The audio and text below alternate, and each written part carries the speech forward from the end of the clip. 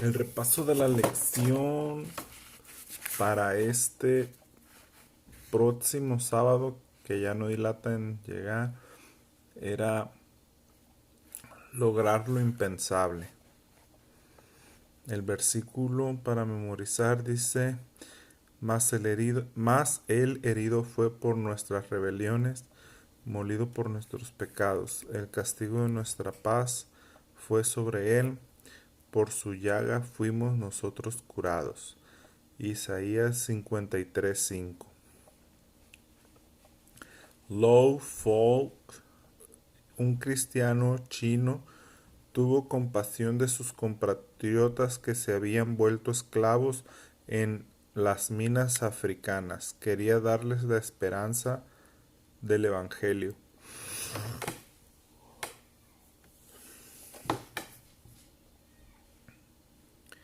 Pero ¿cómo podía tener acceso a ellos?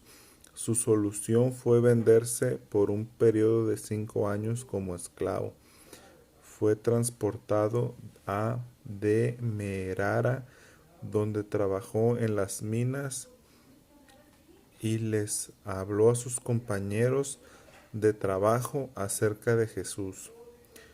Lou Fuk murió, pero antes de que 200 personas fueran liberadas en la esperanza al aceptar a Jesús como su Salvador. Qué increíble sacrificio personal por el bien de los demás. Qué ejemplo. Al cielo no se va a llevar uno ningún tesoro. En este ejemplo, el señor Lou Fuk sacrificó su libertad a cambio de 5 años, ¿verdad?, de paga, pero él en el cielo pues hizo tesoros para el cielo, llevando 200 almas, ¿verdad?, por su testimonio en las mansiones celestiales. Si cada siervo de Dios, cada cristiano en el mundo hiciese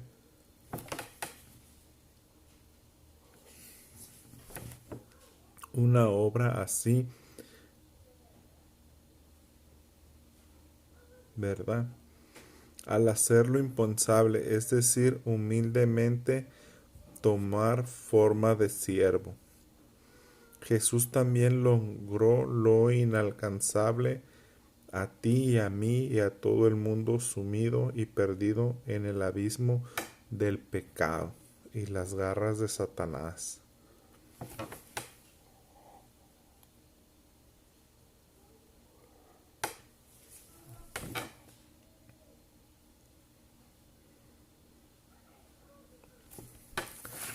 La verdad probatoria. Si la única intención de Isaías hubiese sido transmitir información, habría expuesto todos los detalles sobre el Mesías de una vez. Pero para enseñar y persuadir y dar su audiencia un encuentro con el siervo del Señor, desarrolla una rica estructura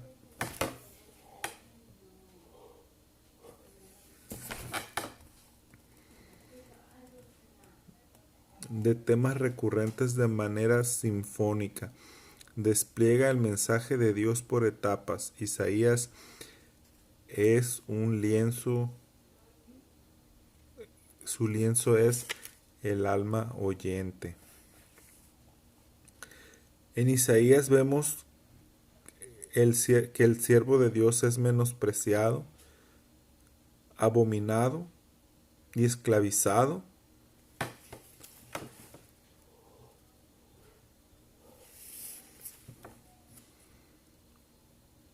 Y esclavo de gobernantes. Pero los reyes lo verán y se pondrán de pie, y los príncipes lo verán y se inclinarán Aquí en Isaías 50 vemos que el valle más profundo para el tierno maestro, cuyas palabras sostienen al alcanzado. Las palabras de Dios sostienen al cansado. El camino a la vindicación surca el abuso físico. Este abuso suena mal para quienes vienen en culturas occidentales modernas, pero en la antigua cultura del cercano oriente, el honor era un asunto de vida y muerte para una persona y su grupo. Si alguien insultaba o maltrataba a alguien así, más le valía estar bien protegido o al menos o al menor oportunidad la víctima o su clan con toda seguridad tomarían represalias.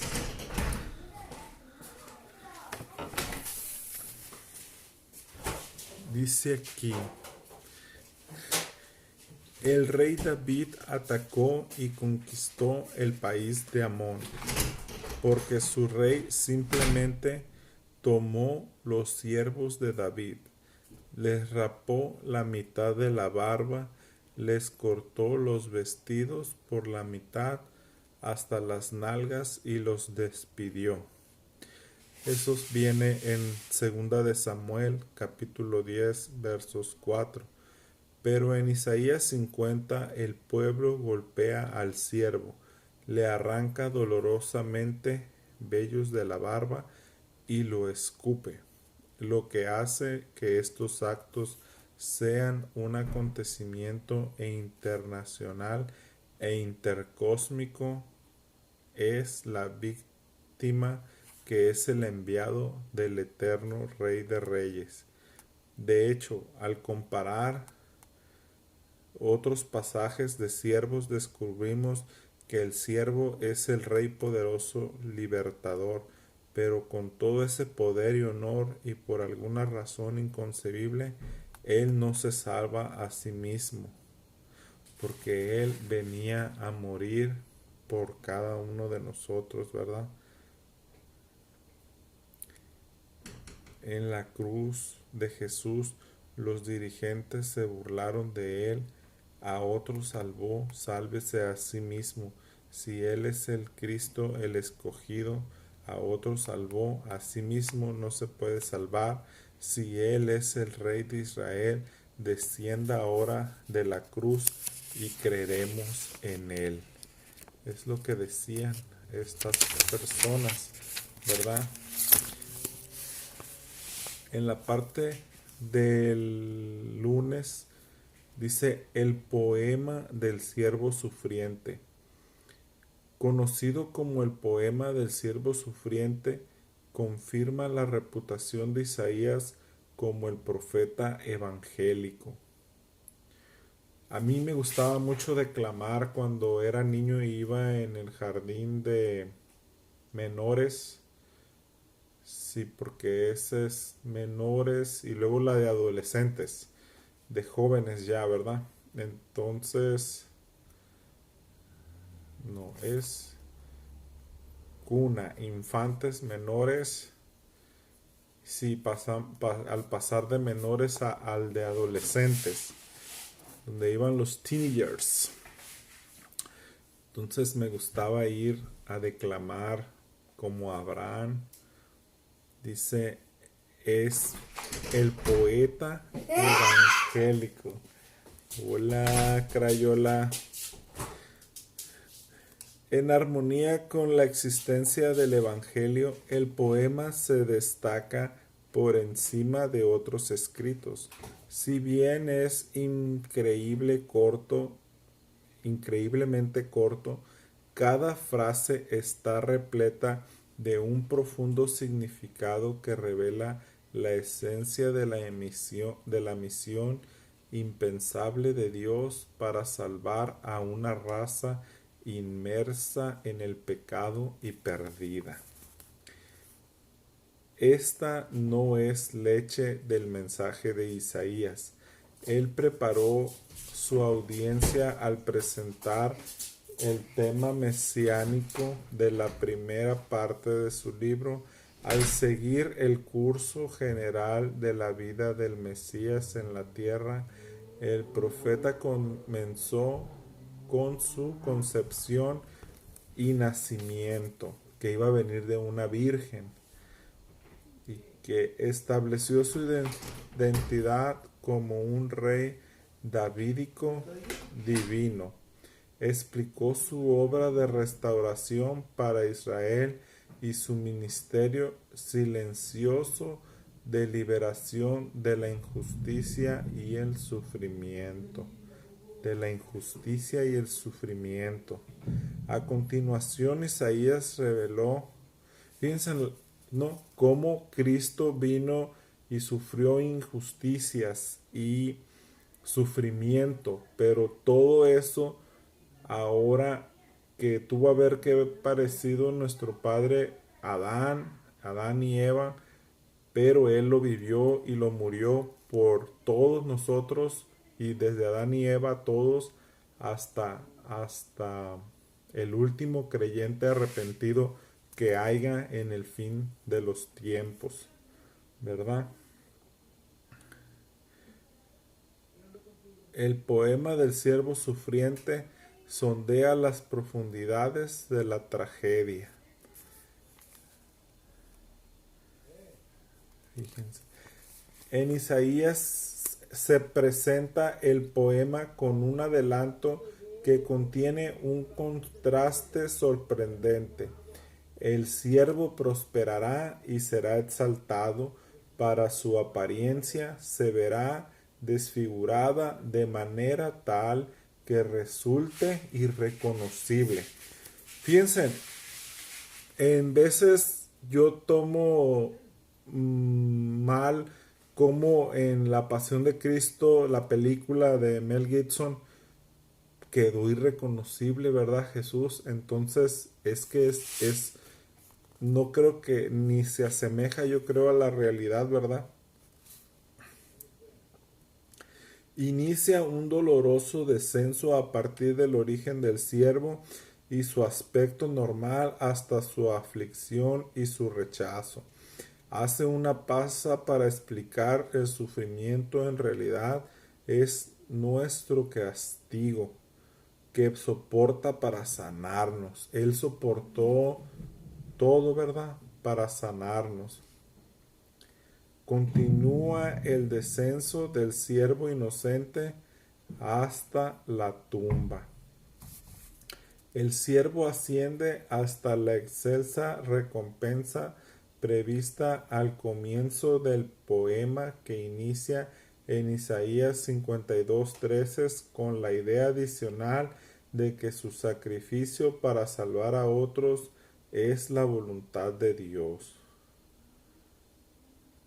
Su sacrificio para salvar a otros es la voluntad de Dios. Él venía a hacer la obra que su padre le había mandado que hiciera, pues.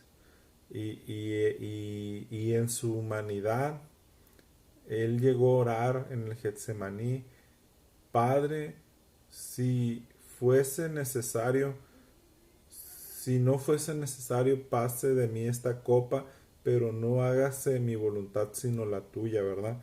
Entonces él oró eso 3 veces, pero la voluntad era de que él tenía que morir y ser el pago por el sacrificio,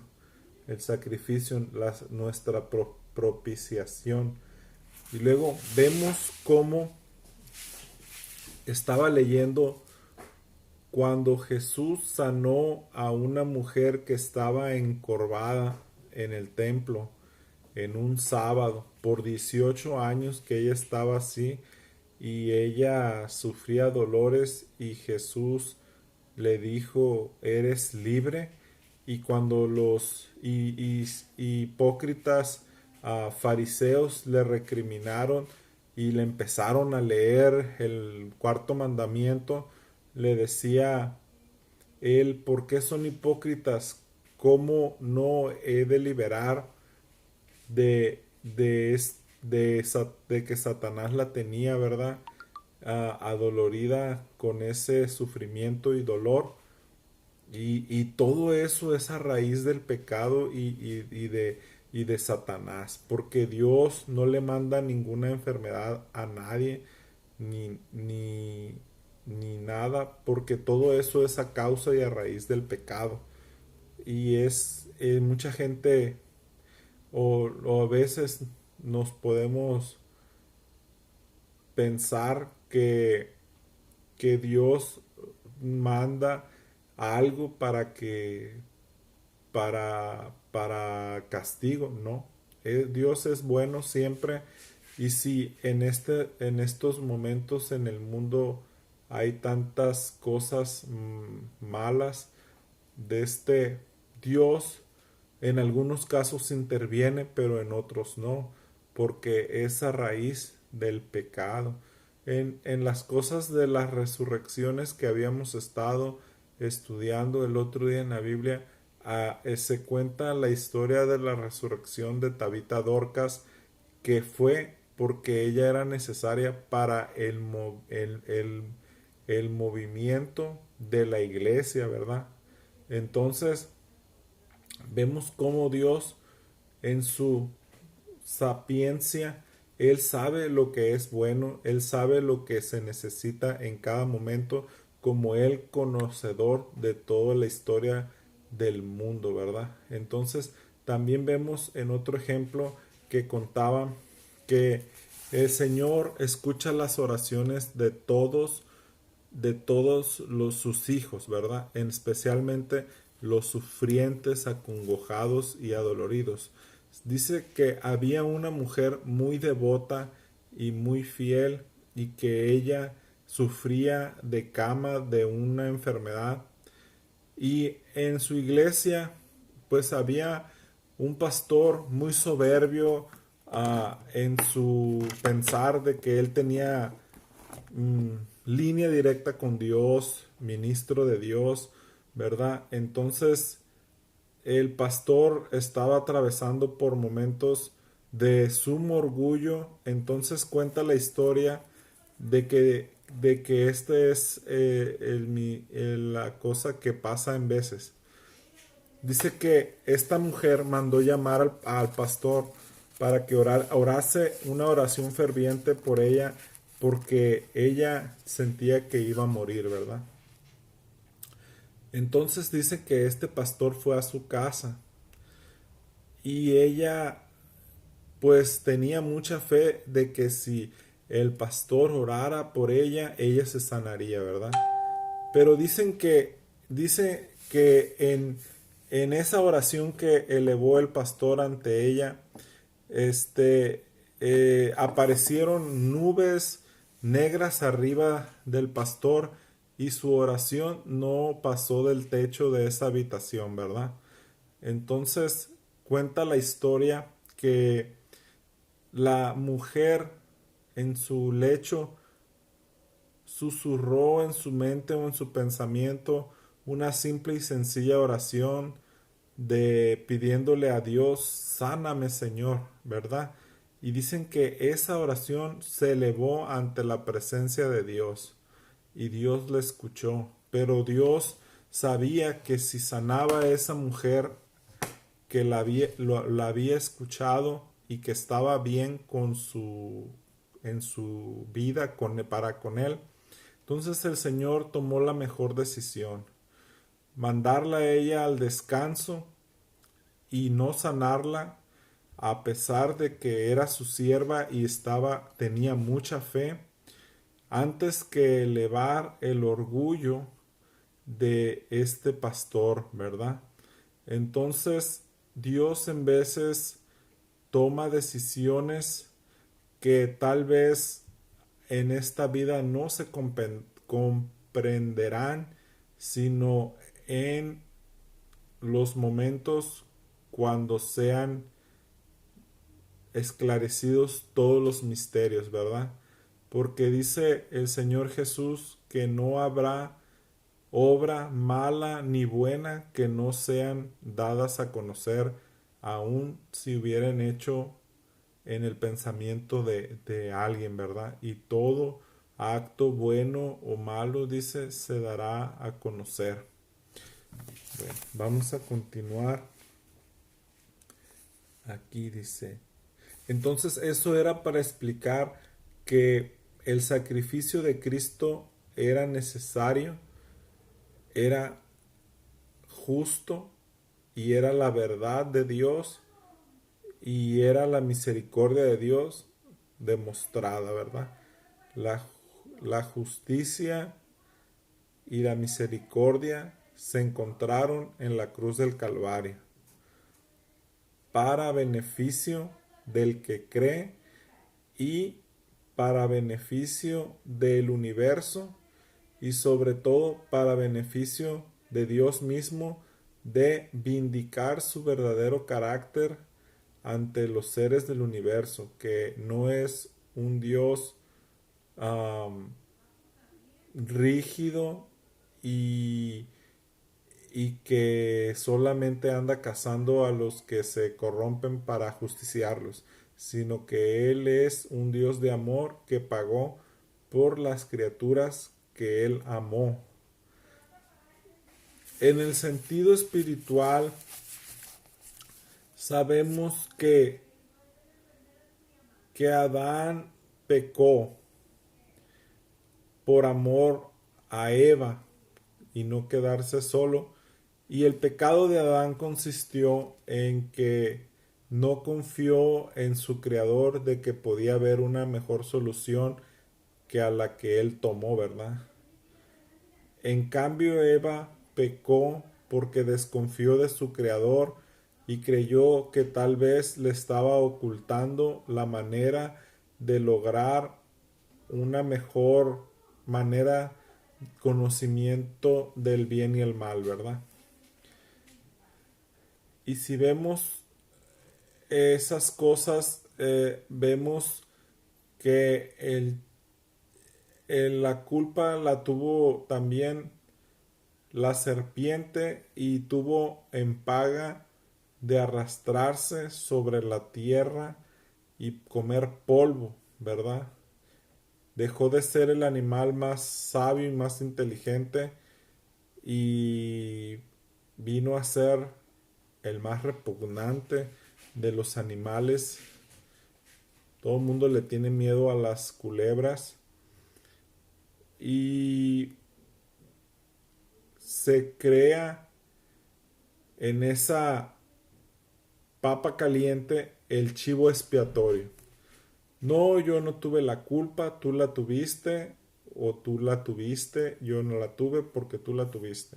Entonces el Señor se hace responsable de su creación, se hace responsable de Adán y Eva y Él promete un Salvador para la raza humana caída que había dejado su señorío de este mundo en las manos de Satanás.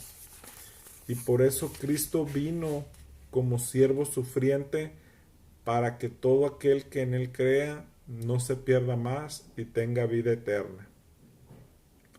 Ahora, es muy fácil decir en el castellano todo aquel que en Él crea, pero la palabra creer va más allá del ver y el conocer, va intrínsecamente conectada con la práctica de una vida, con la praxis, que sería en latín, ¿verdad? La práctica del creer y el hacer es íntimamente relacionado. El que cree, hace, pero no se gloría en lo que hace, sino en lo que es reconocido porque creyó, por la fe. Por la fe de Abraham venimos a ser linajes para la gloria de Dios, ¿verdad? Entonces esa es una explicación muy acertada de que el creer del castellano no es el creer bíblico, es un creer que va más intrínsecamente con el que verdaderamente cree y ama, obedece.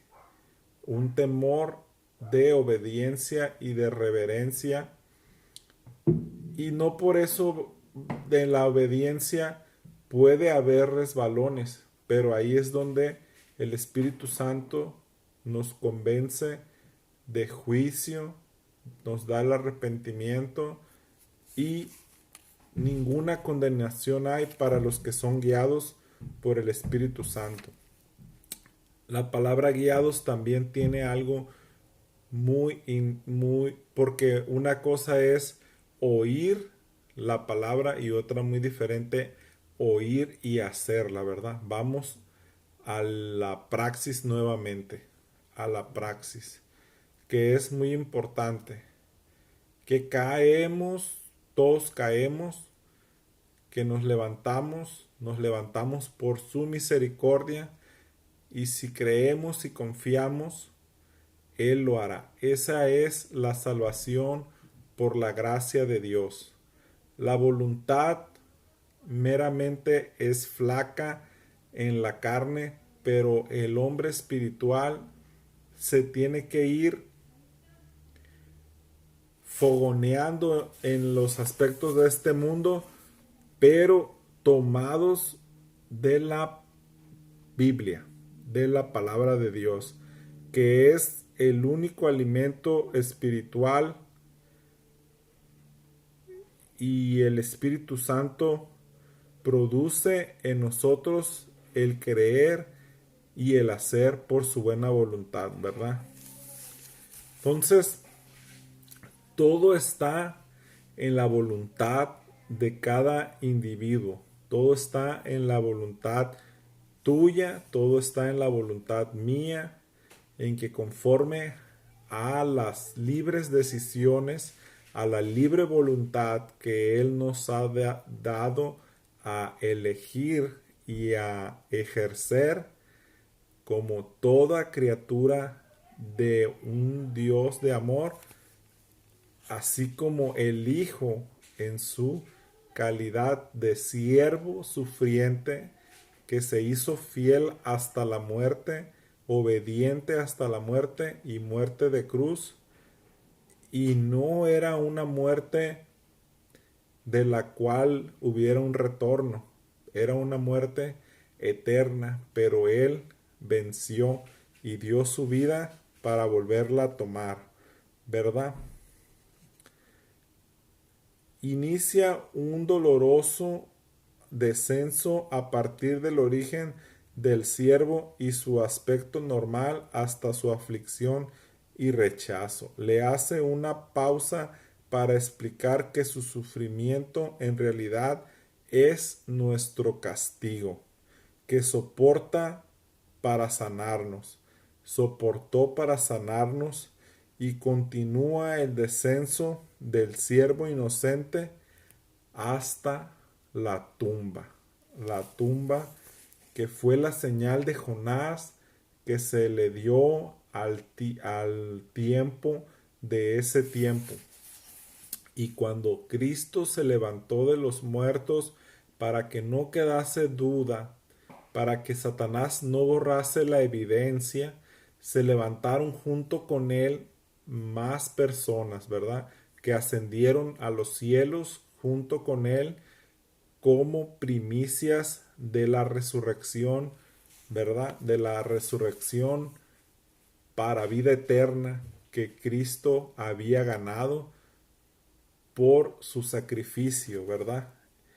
Y el sacrificio mismo que nos tiene ahora en estos negocios de Dios, porque sabemos que es fuerte y que es celoso y que es misericordioso, pero es más grande en misericordia, y, y que Él es un Dios real, viviente, y que no hay COVID que lo detenga, no hay nada que detenga el amor de Dios, obrando en la tierra, en la naturaleza, por medio de su Espíritu Santo, a través de todo este tiempo que el Consolador ha estado trabajando con nosotros, ¿verdad? Fíjense en lo que decía en la parte del martes. ¿Quién ha creído? El siervo de Dios exaltado en extremo, pero de repente el siguiente versículo refleja la apariencia tan desfigurada que no puede ser reconocido como uno de los hijos de los hombres. Fue golpeado, martirizado, quedado irreconocible. Dice que la flagelación, la corona de espinas, la crucifixión, pero sobre todo el hecho de cargar con todos los pecados de la raza humana, con todos, con todititos, hasta el último pecado que se cometa en el último de los tiempos, arrepentido, de un arrepentido, ese es todo lo que él ya cargó en la cruz del Calvario hace casi 2000 años atrás, ¿verdad? Recordemos que Dios es Dios y Dios no está encerrado en el espacio-tiempo que nosotros estamos en esta realidad que tenemos como existencia de humanos por casi 6000 años, ¿verdad? El pecado nunca tuvo la condición de ser natural para los seres humanos. Soportarlo hizo que el Hijo del Hombre pareciera infrahumano. Porque nadie puede vivir con una enfermedad. Como dice un coloquial dicho, no hay mal que dure 100 años ni cuerpo que lo aguante. ¿Por qué? Porque es su dolor y el sufrimiento que vinieron a raíz del pecado, nunca fue algo creado o previsto para la naturaleza humana.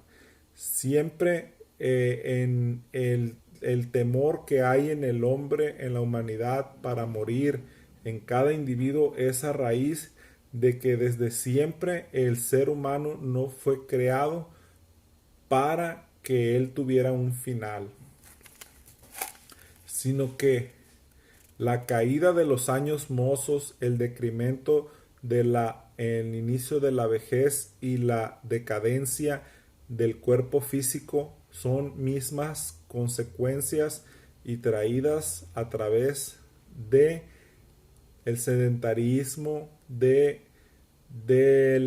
tantas cosas que hay a través de la industrialización, de todos los cambios alimenticios. Mucha gente sabe que en el tiempo antiguo los alimentos eran más ricos en propiedades y minerales y la gente también era más longeva al no comer tantas porquerías que ahora se meten a través de embutidos como salchichas y todas esas cosas y los refrescos gaseosos y los panquecitos con aceites que no son aptos para el consumo humano, sobrecalentados a más de 1000 grados. Entonces, todo lo que era tradicional, todo lo que era orgánico, todo se fue perdiendo y asimismo la salud de la población ha venido a menos, ¿verdad? Y las enfermedades se han viralizado, como la pandemia de diabetes, como la pandemia de cánceres, como la pandemia de que han traído la misma condición alimenticia, la depresión que mucha gente ya no prefiere comerse una naranja para la que estimula la felicidad.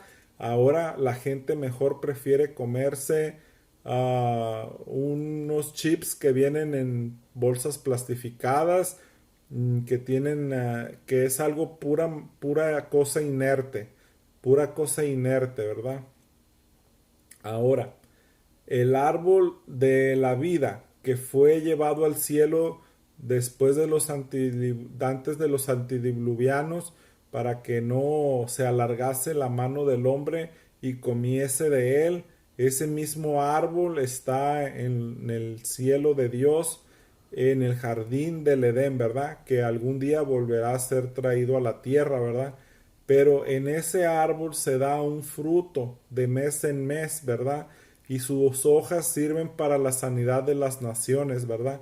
Entonces vemos cómo todo eso es una promesa de Dios que regenerará y dará la eterna vida al ser humano cuando esté erradicado el pecado y ya no se levantará, dice, una vez más, ¿verdad? Porque el pecado ya a través de estos 6000 años casi que han transcurrido de pecado y su dolor y sufrimiento y muerte y agonía y todo lo que conlleva a lo que es el mundo actual, sabemos que todo pasará, ¿verdad? Todo pasará.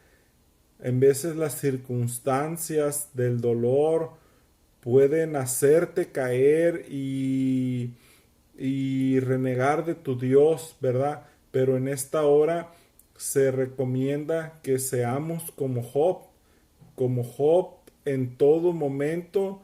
Dios dio, Dios quitó, Dios proveerá, Dios sanará. Aunque Él me quite la vida, en Él confiaré. Como diría otro profeta, aunque no haya ovejas en la majada, aunque los llanos no tengan nada verde, en Jehová confiaré, ¿verdad? Porque el Dios nuestro no es un Dios que en las circunstancias buenas es nada más donde está con nosotros. El Dios nuestro está con nosotros tanto en las buenas y le damos gloria y al bendito y alabado sea su nombre, tanto en las malas también, bendito y alabado sea su nombre. Porque es la mejor manera que podemos vivir y pasar esa circunstancia. Y yo se los digo sinceramente con el corazón en la mano, porque he vivido circunstancias difíciles y tomado del estudio de los salmos y de la oración rogando a Dios, he podido ver sanidad, ¿verdad? Entonces, ese es el camino para los hijos de Dios. Para la gente del mundo que no conoce las escrituras, que no conoce el conflicto cósmico que describe el libro de Job, pues cualquier circunstancia adversa la toman como un castigo de Dios. Y eso no es la verdad bíblica de la palabra de Dios.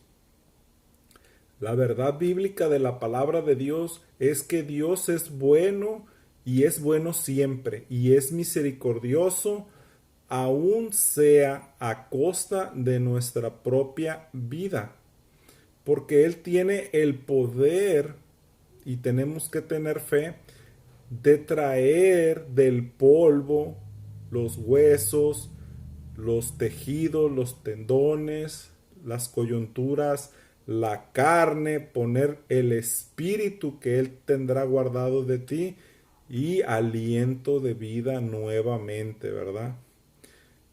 Y ese es un hecho innegable que se dio hace no más de 2000 años atrás, cuando apóstoles como Pedro resucitaran personas, los huesos de Eliseo, Cristo, a Lázaro, todos los que se levantaron con él cuando él resucitó y hoy están en los cielos como primicias, y en esto tenemos fe de que 12 hombres transformaron la historia de la humanidad y no fue detenida ni estorbada por Satanás con ninguna nube negra, a pesar de todos los engaños que ha hecho a través de este periodo de tiempo, porque fueron hechos irrefutables, que fueron hechos que hay historiadores que romanos como Josefo, como los primeros padres de la iglesia, y la misma historia que no deja caer ninguna de las palabras de la Biblia, el levantamiento de todos los césares que hubo, el levantamiento de los siguientes reinos europeos subsiguientes, y sobre todo lo que hemos estudiado también de las profecías de Daniel, ¿verdad? Entonces, ¿quién ha creído? ¿Quién ha creído a su llamado? ¿Quién ha creído a lo que Él hizo por nosotros en el Calvario y que sigue haciendo en sus atrios en el cielo, ¿verdad? En sus atrios, porque la obra de Dios sigue siendo en el santuario, donde en oración cada uno de nosotros podemos seguir llevando nuestras culpas, nuestras cargas, nuestros pecados, y Él nos da descanso y nos da de su paz, ¿verdad? Para seguir. Fíjense, dice también aquí en la lección, compara esta historia con la de Job. Súbitamente descendió de una posición de gran riqueza y honor y poder para ser un lastimoso miserable sentado en el suelo en medio de cenizas, que raspaba sus dolorosas llagas con un tiesto. El contraste era tan grande que ni siquiera los amigos de Job reconocieron al principio. La pregunta, ¿por qué sufre Job? ¿Por qué debe sufrir el Mesías Dios? Ninguno de los dos merece, ambos son inocentes. ¿Por qué entonces el sufrimiento? Y ya vemos antes de esto, todo cómo estuvimos explicando eso, ¿verdad? Presta atención, dice, preguntas enfatiza el desarrollo de creer lo increíble. El desafío de creer lo increíble. Es el desafío de creer lo increíble. Es una definición de fe. Es un desafío. Dios te desafía a confiar en Él, a que creas lo increíble, a que creamos lo increíble. Repitan conmigo en sus casas los que puedan oír.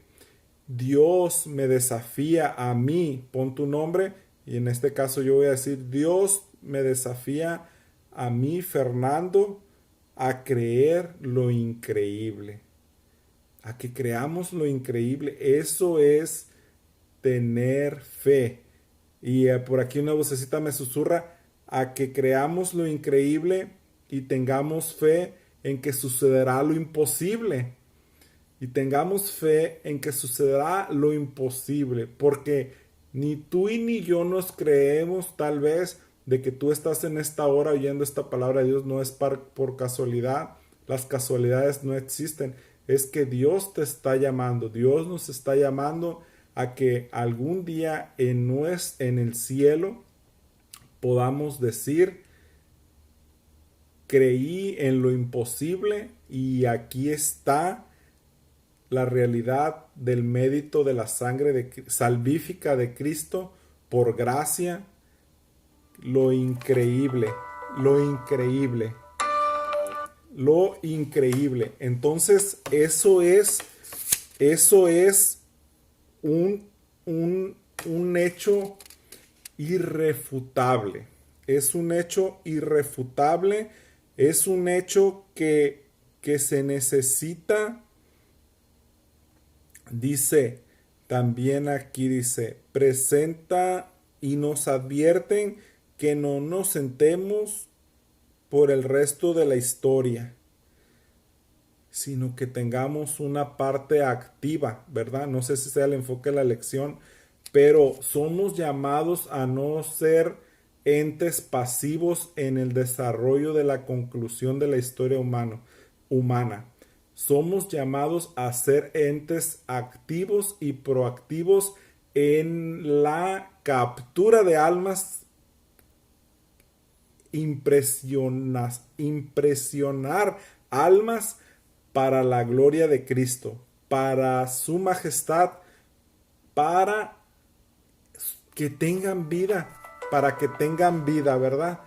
Para que tengan vida en Cristo Jesús, ¿verdad?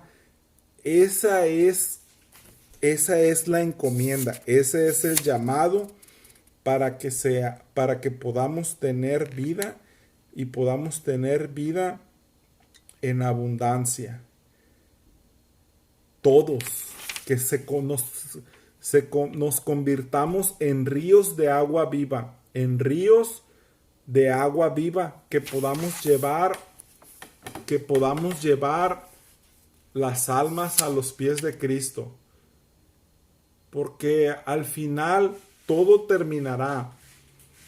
Y dice, qué fanático que pueda decir el mundo, ¿verdad? Pero es que está escrito en la palabra de Dios y yo lo creo. Y todo ha sucedido conforme lo que está escrito en la palabra de Dios. Y sobre todo, que mismo Jesús dijo que Él vendría cuando en la tierra estemos como en los días de Noé, ¿verdad? Y los días de Noé están emergiendo, ¿verdad? Los inalcanzables somos nosotros, ¿sí? Cristo, que era Dios mismo en las alturas, vino y se hizo un hombre y padeció y sufrió. Y ahora los corazoncitos duros, que a veces hasta yo que tuve también mi corazón y que todavía está duro y que el Espíritu Santo trata de amoldar y ablandar, somos inalcanzables. El todopoderoso Espíritu Santo que inunda a sus ministros y a todos los que usamos la palabra de Dios para traer a las almas al convencimiento del arrepentimiento, la conversión, la regeneración, que acepte la sangre de Cristo para una conversión, una regeneración, una nueva vida en Cristo.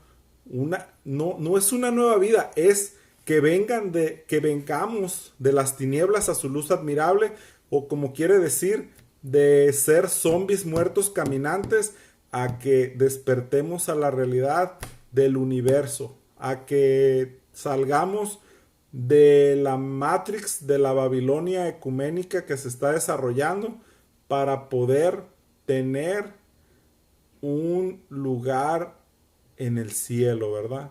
En el cielo de Dios, en una realidad que es real, de todo bueno y sin nada de mal. No como la religión ficticia que ha inventado el humanismo de este tiempo, del yin y el yang. Del humanismo de este tiempo que ha inventado Hollywood, de ese superhéroe como Superman, Spider-Man, que pueden ser buenos pero también tener lados oscuros, ¿verdad? Sino a la verdadera realidad, que es Cristo, que es bueno y siempre obediente, y que en esa realidad hay gozo, en esa realidad hay deleite, y que si Él en este mundo vino, sufrió y murió, porque la realidad de este mundo era el pecado que Él cargó de todos nosotros, ¿verdad? Que era el pecado.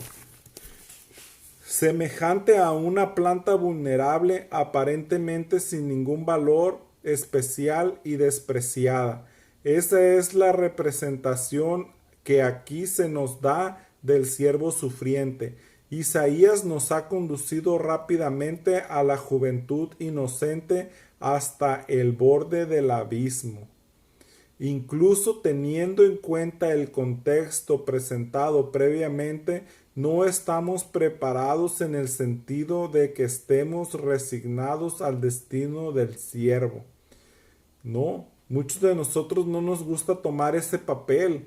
Queremos la gloria, queremos el honor, queremos el liderazgo, queremos todo lo que sea bueno a la vista de nuestros ojos. Pero ¿qué? Como no diremos, como dijo el maestro, ¿qué acaso la copa que mi padre me tiene reservada también no la tomaré de su mano?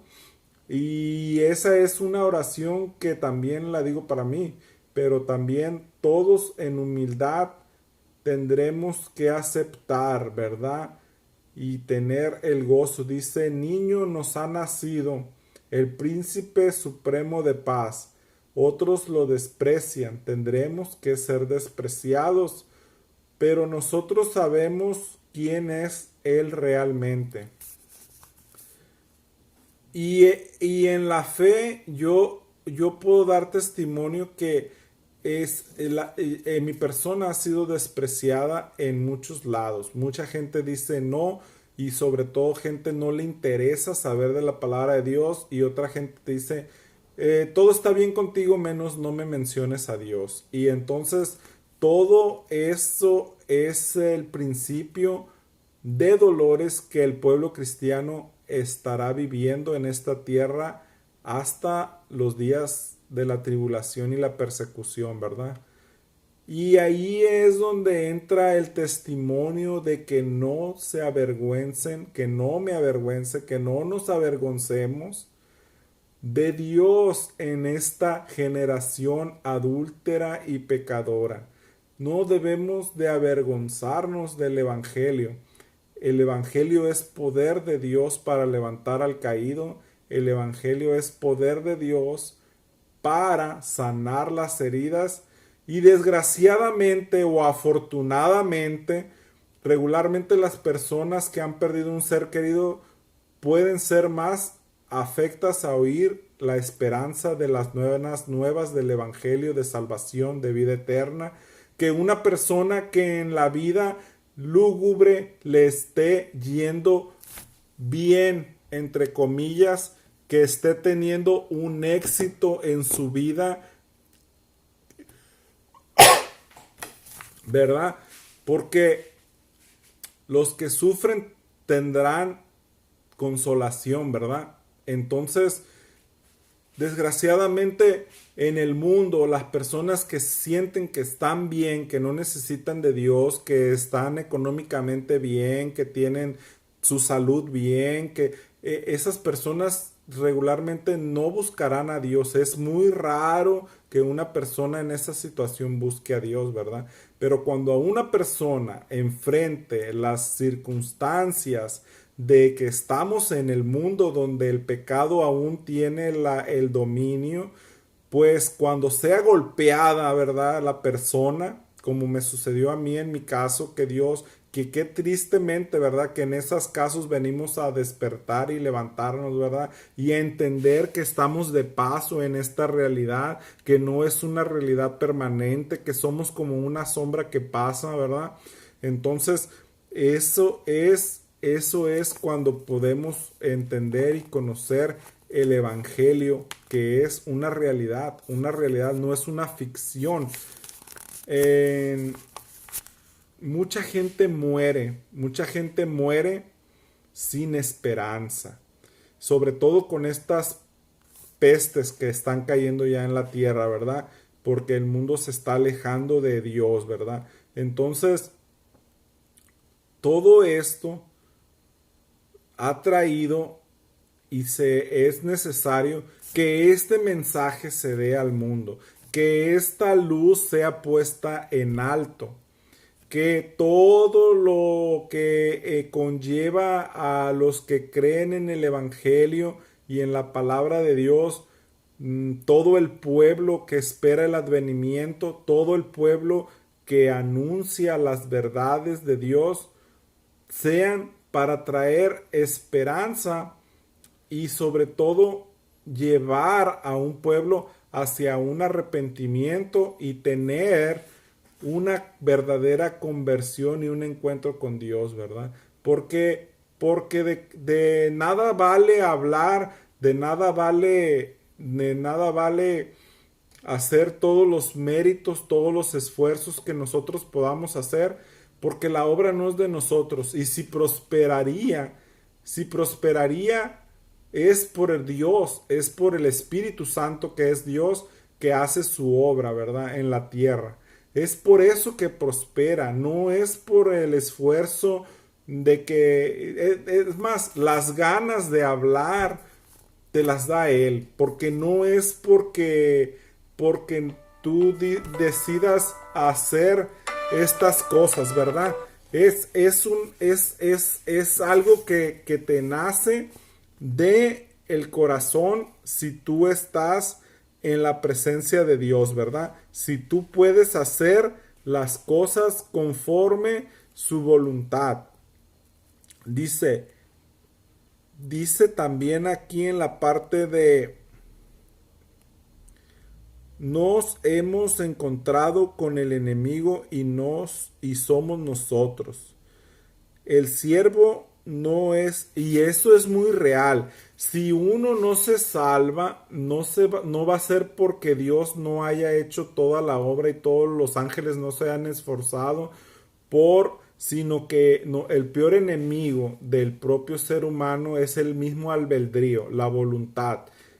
Por eso nuestra oración cada mañana debiera ser, tómame Señor como enteramente tuyo, que entrega a uno sus planes a los caminos de Dios, que se cumpla el propósito de Dios en uno, que el Espíritu Santo pueda limpiarlo, lavarlo y utilizarlo, y que en todo momento podamos estar en comunión con Él, ¿verdad? Dice, el siervo primero en ser desechado o un varón de dolores. El rey David fue todo eso y cuando huyó de su hijo Absalón, pero el sufrimiento que soporta el siervo no es suyo y no deriva de su propio pecado. Tampoco lo soporta únicamente por otra persona. Jehová cargó en él el pecado de todos nosotros.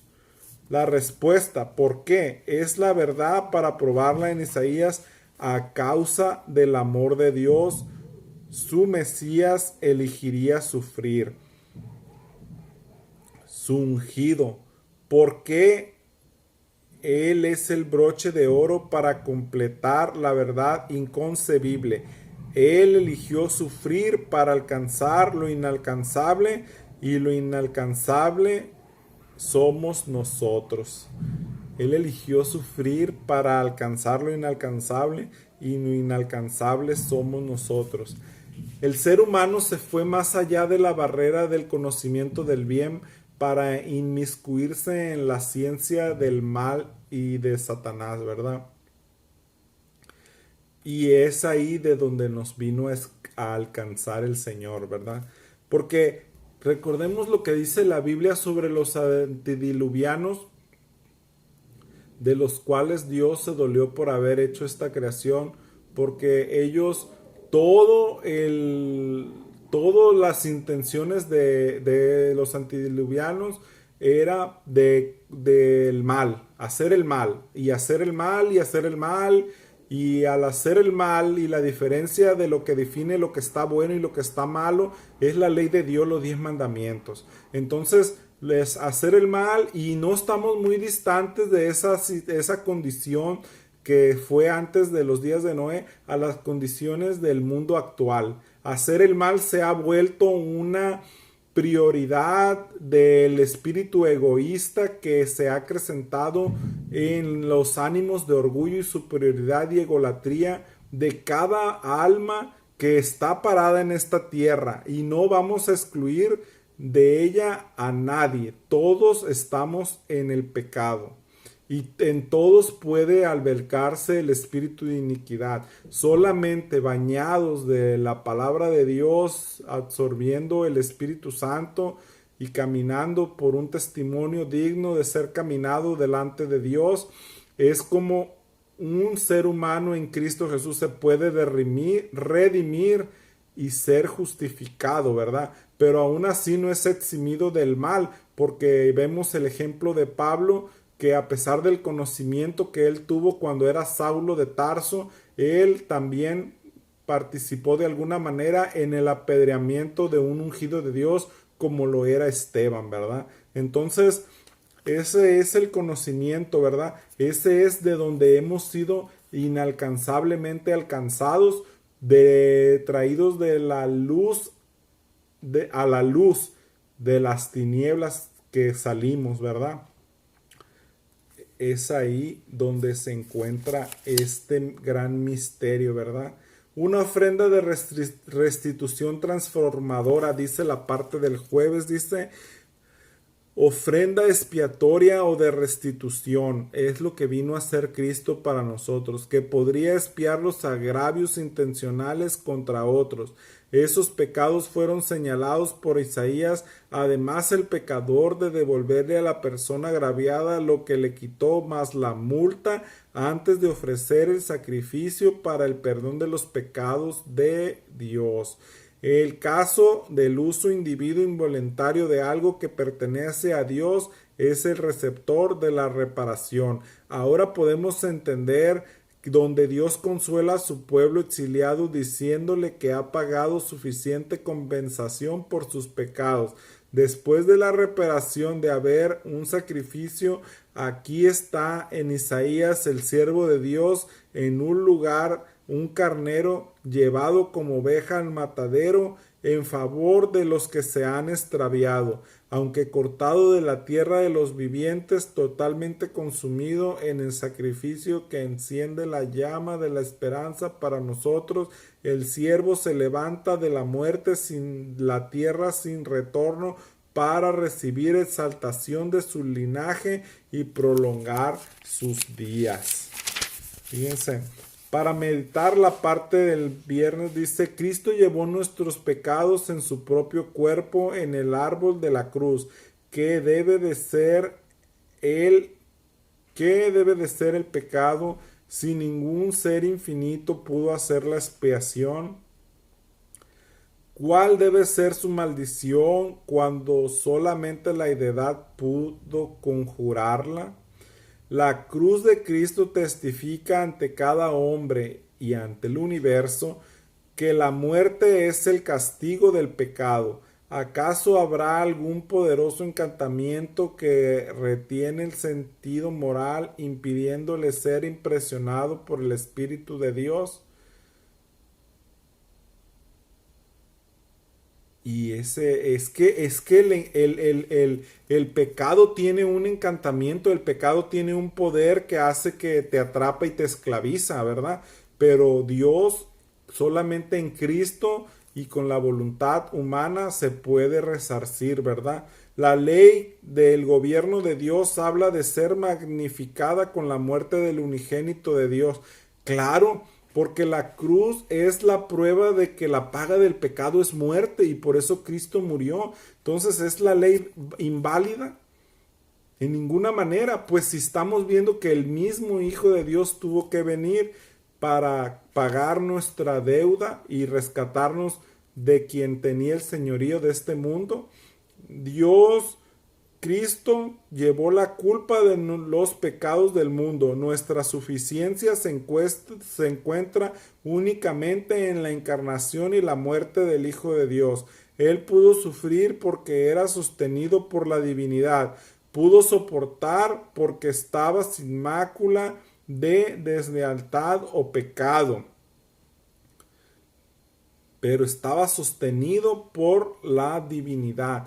Es lo mismo que va a pasar con nosotros. Nosotros, si vamos a llegar al cielo y vamos a poder estar en la patria celestial, es porque vamos a confiar en Dios.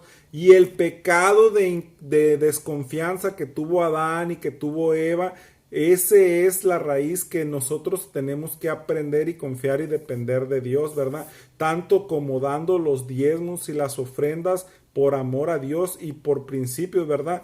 Pero no por eso somos salvos, sino es una parte del camino, para limpiarnos de la egolatría y sobre todo para confiar, ¿verdad? Confiar y sobre todo en estos momentos difíciles, ¿verdad? Que atraviesa la humanidad, con el triunfo de Cristo en nuestra vida, con el triunfo de la salvación por la paga que se hizo para resarcir la deuda con el pecado, ¿verdad?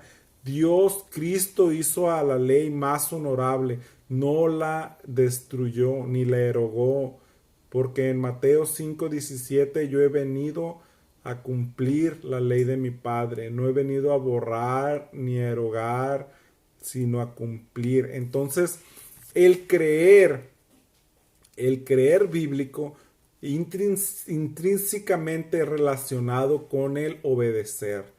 El creer, el que cree realmente obedece, el que cree realmente hace. Y no es que el creer una palabra que dice yo creo y con mis acciones hago lo contrario. El creer va más allá del simplemente de proferir una palabra. Tiene en relación a nuestros hechos, a nuestras obras, a lo que somos, al testimonio que estemos dando, ¿verdad?